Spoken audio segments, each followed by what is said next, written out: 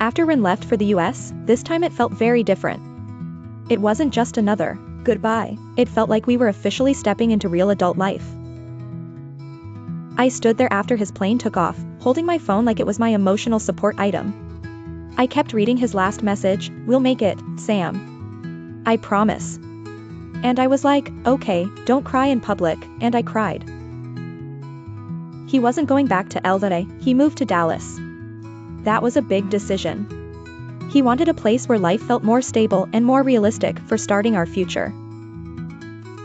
He said, very calmly, "If we want forever, I have to start building it now."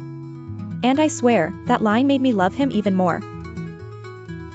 He told me clearly, I need to build something solid now. For us. And that sentence stayed in my head. Every time I missed him, I'd repeat it like, okay, Sam, breathe, this is the plan. He stayed with his sister, but he was on his own. Bills of rent, share groceries, utilities, everything. He didn't want to feel like he was depending on anyone. He wanted to stand on his own feet. He was searching for a business analyst job. And job hunting in the US is not easy. It's competitive, it's exhausting, and it can mess with your confidence, especially when you're starting fresh. Every day he woke up and treated the job search like a job. Updating resume, applying, tailoring, prepping for interviews. Even when nothing happened that day, he still showed up. There were rejections. Some interviews didn't work out. Some days he sounded hopeful, some days he sounded tired. It was like a loop, hope, wait, stress, try again. And some nights on call, I could hear how tired he was. He didn't complain much, but I could feel it. So I'd try to make him laugh, tell him random family drama from my house, like free entertainment. Sometimes he'd laugh, sometimes he'd just go quiet.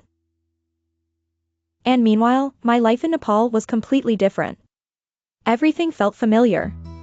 The air, the food, the people, it was comfort everywhere. I was back home with my parents and cousins all around. I wasn't alone in anything. If I forgot something, someone would remind me. If I were sad, someone would notice. That kind of love is a luxury too. I joined our family business as a manager. It was a new responsibility, but I had guidance.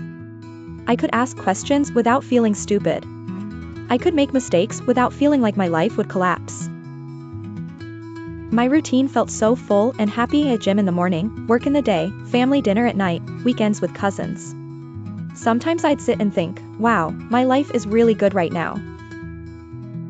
And I went trekking to Tilicho Lake. Standing there, looking at that huge lake, I felt strong, like I could do anything. Like life is big and beautiful. But slowly, I realized something. My strength was coming from a world that supports me. Ran was building his strength in a world where you have to carry everything yourself. My life was comfortable.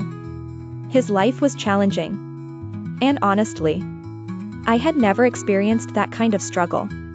Not the you're on your own kind.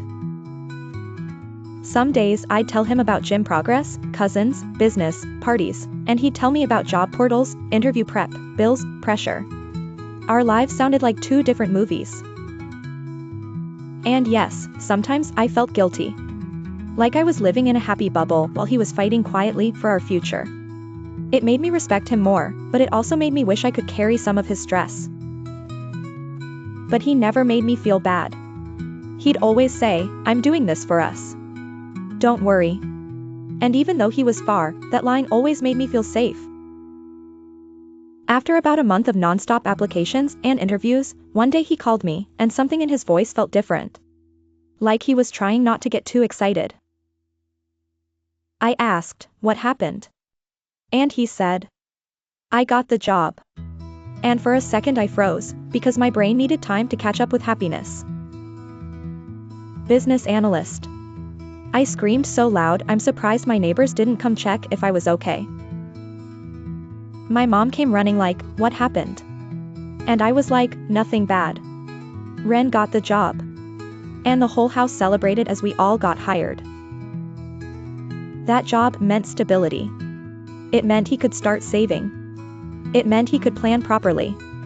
It meant our visa waiting wasn't just hope anymore, it was direction. And that's when I understood something for real. Love is not only about missing each other.